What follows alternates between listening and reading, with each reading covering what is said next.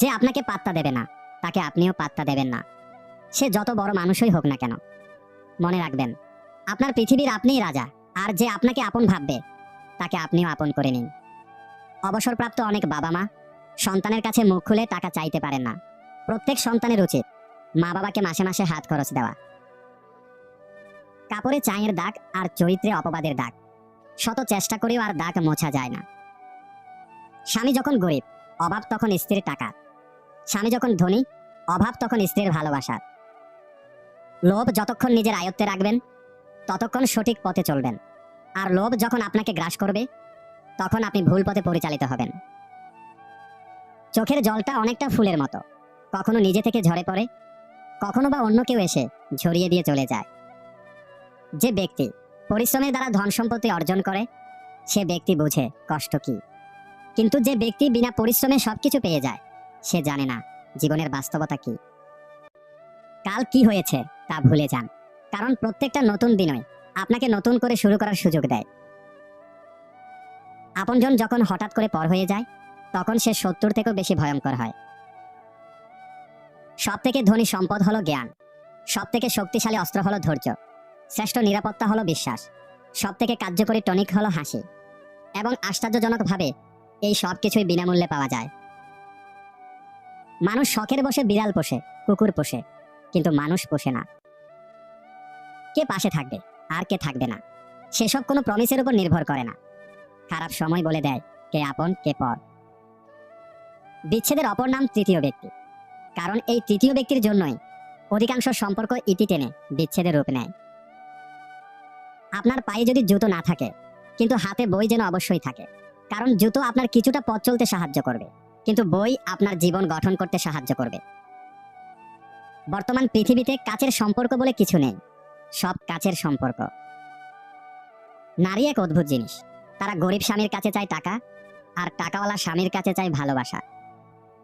হিংসা মানুষকে অনেকটা নিচে নামিয়ে দেয়, এতটাই নিচে যখন মানুষের মধ্যে আর মনুষ্যত্ববোধ জিনিসটা থাকে না।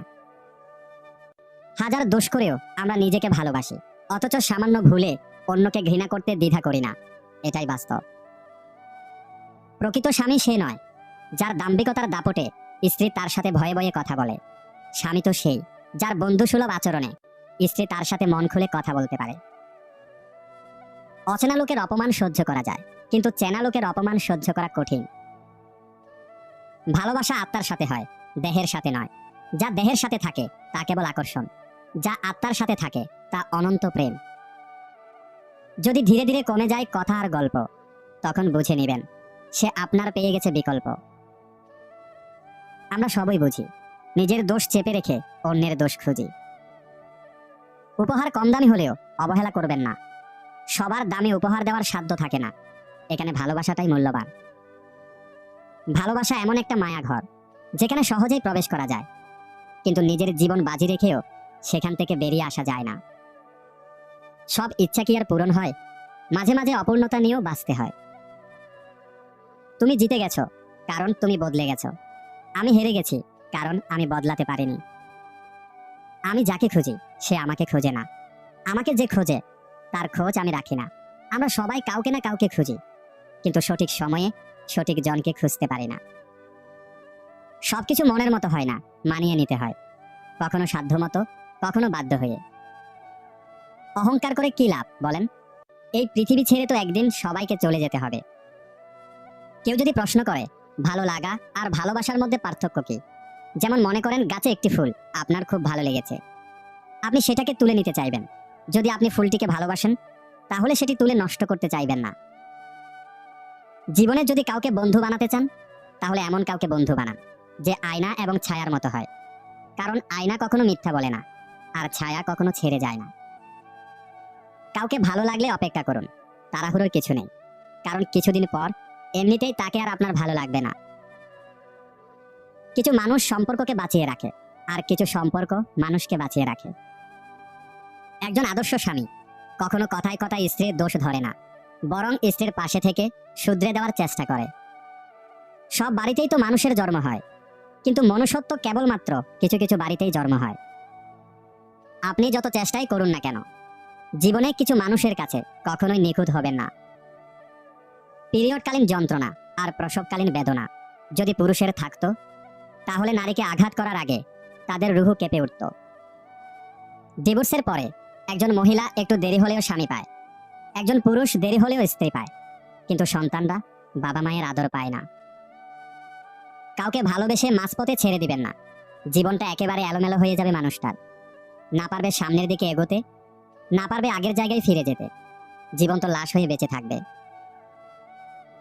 যদি কেউ আপনাকে সন্দেহ করে তাহলে দুঃখ পাবেন না, মনে রাখবেন সবাই সোনা বা হীরাকে সন্দেহ করে যে সেটা আসল কিনা, কিন্তু কেউ লোহাকে সন্দেহ করে না। শুধু সবজি দিয়ে যেমন পুরো রান্না হয় না, তার জন্য মশলাপাতি লাগে, সেরকম শুধু ভালোবাসা দিয়ে সম্পর্ক হয় না, তার সঙ্গে লাগে যত্ন ও বিশ্বাস। রাগ কমে যায় ভাগ করে নিলে, অভিমান চলে যায় ভালোবাসা দিলে, কষ্ট বেড়ে যায় বন্ধু ভুলে গেলে, হৃদয় ভেঙে যায় মনের মানুষ আঘাত করলে। তিনটে জিনিস কখনো ফিরে আসে না, সময়, কথা, সুযোগ। তিনটে জিনিস হারানো ঠিক না, শান্তি, আশা, সততা। তিনটে জিনিসে পতন হয়, অহংকার, মিথ্যা, হিংসা। তিনটে জিনিস খুব দামি, ভালোবাসা, আত্মবিশ্বাস, বন্ধুত্ব। নদীতে না নামলে যেমন জলের গভীরতা বোঝা যায় না, তেমনি মানুষের সাথে না মিললে মানুষের চরিত্র বোঝা যায় না। কাকে খুঁজেন? যে সুন্দর করে সাজে? মূর্খ আপনি।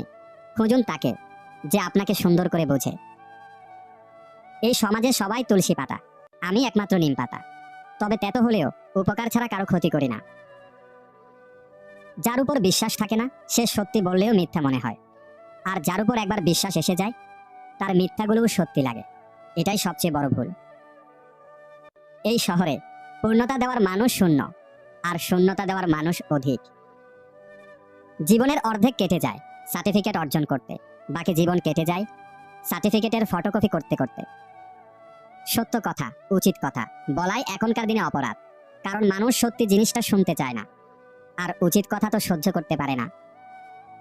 মৌমাছি আর প্রবাসীর মধ্যে কোনো পার্থক্য নেই, কারণ উভয়ই কষ্ট করে অর্জন করে কিন্তু ভোগ করতে পারে না।